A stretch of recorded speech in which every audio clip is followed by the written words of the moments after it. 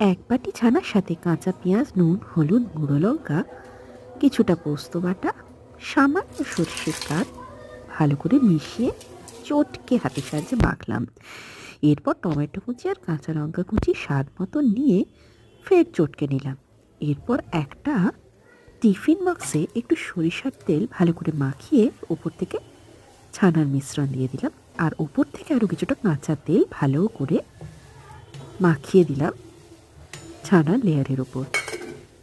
এরপর ফুটন্ত জলে কৌটোটি বসিয়ে ভাপিয়ে নিলাম।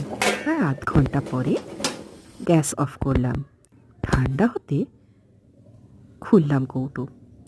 হয়ে গেল সুন্দর ঝাল ঝাল ছানা ভাপা। রুটির সাথে খেতে কিন্তু খুব ভালো লাগে। সঙ্গে একটু স্যালাড নিতে কিন্তু ভুললে চলবে না। খুব হেলদি আর খুব টেস্টি এই রান্না।